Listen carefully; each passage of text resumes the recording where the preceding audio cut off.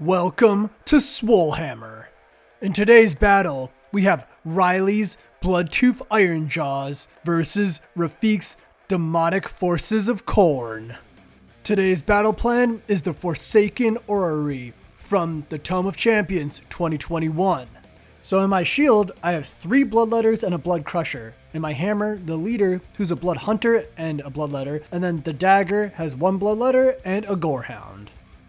Alright, for my hammer I have the Gorgrunta boss. For the shield I have a Gorgrunta, 1 Ardboy, and the War Chanter. And then for my dagger I have another Gorgrunta. So the Bloodtooth Ironjawz are ready to take on the Khorne forces, putting the Khorne demons in a weird spot, having to defend their beloved Skull Altar.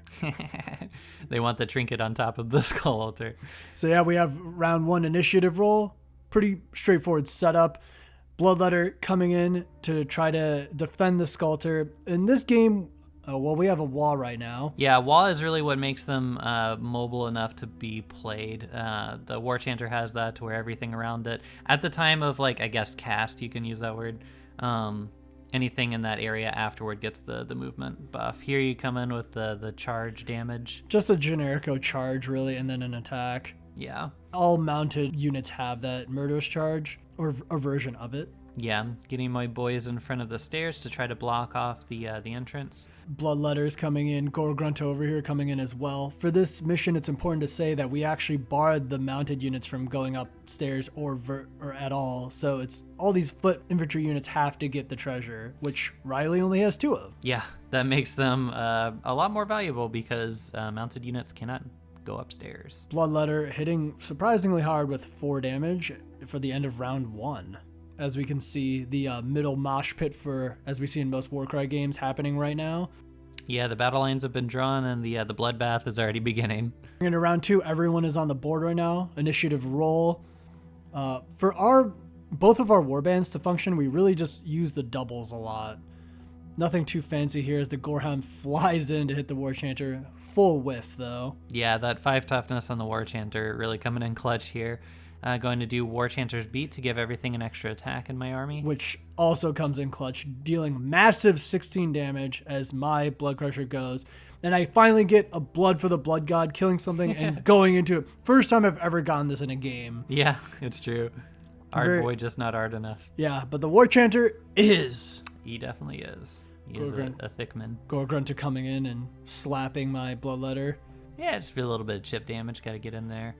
Yeah, getting that War Chanter buff, though, is super important. Making their 2 attacks go to 3. The Stair Letter here trying to attack and block off the path from the treasure.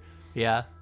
Getting a decent amount of damage in there on the War Chanter. Yeah, because of the way this twist is, you don't want to pick up the treasure until the very end because it hurts your guys. Right. Gorgrunta just annihilating Bloodletters. Yeah, the entire match is honestly just kind of a stair fight, which is a little funny.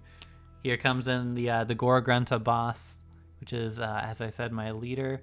Getting in the mix, but not quite having enough actions left to attack. However, he's going to take some damage in the process. Here comes your other Bloodletter to try to take a swipe at the War Chanter. Bloodletter wants some more revenge. Double attacking into the Gorgrunta boss. Into the end of round 3. Oh, the Gorgrunta. The battles move fast in old Warcry. Here's kind of a state of the game shot. Looks like you go for a quad. I just have 2 doubles back there. But again, that double paying dividends as it just goes straight in and slaps my Gorehound into oblivion. Yeah, shoe puppy. I'm happy about it, as you can see. Stair Letter also getting slapped into oblivion. Yeah. Just War Chanter. Blasting off again. Yeah, unfortunately, I was just in a weird spot. I had to use a triple as a double for onslaught. Little poke there. But even so, the Gorgrunta just stays firm with 35 wounds total. So he has 3 wounds left. And yeah. Still doesn't die. Slaps another Bloodletter. With those high wound models, they kind of just take punishment for an entire game. Yeah, but that's the thing is even so, Blood Crushers are just way more mopey, I should say, than a Gorgrunta. Inspiring Presence, really finally putting a nail in the coffin for the Gorgrunta, but there's still 2 more to deal with. True. As it's just becoming an uphill battle for the Khorne forces. An upstairs battle. There you go.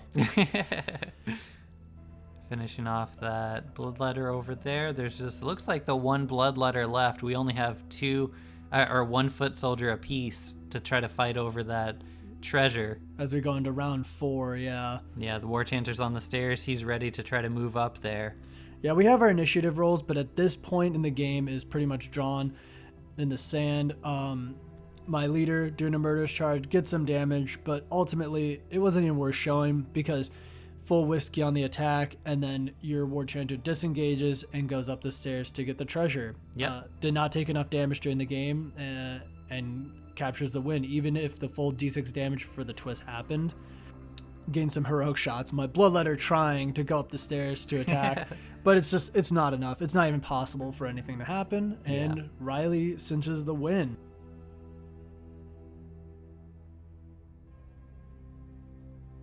And that was the game ski.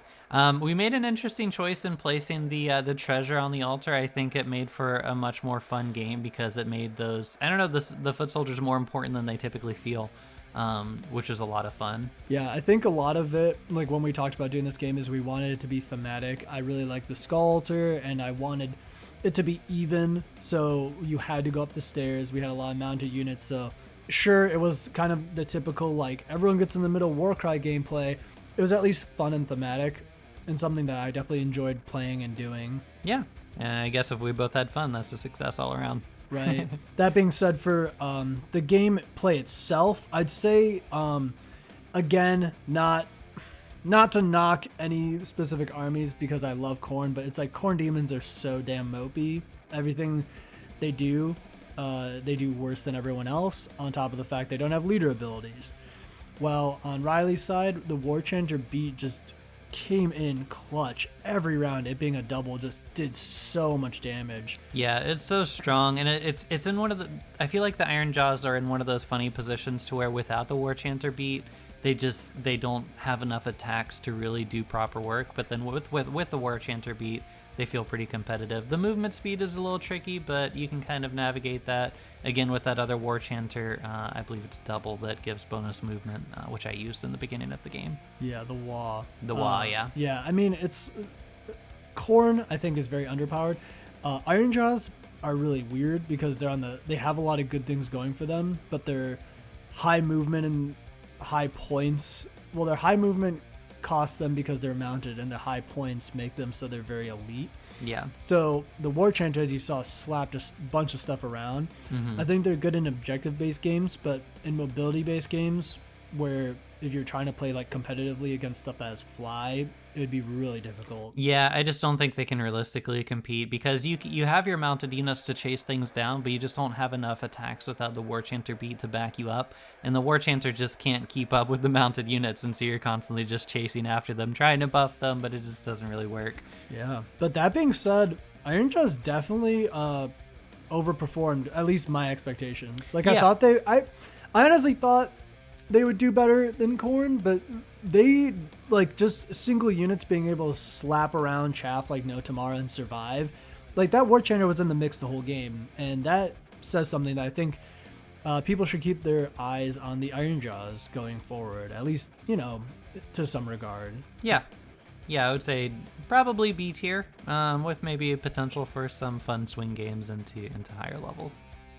Thanks for watching, everyone, and if you want more Warcry, Age of Sigmar content, and possibly in the future we're going to be diving into some Kill Team, stick around, and thanks for watching. Yeah, stay swole.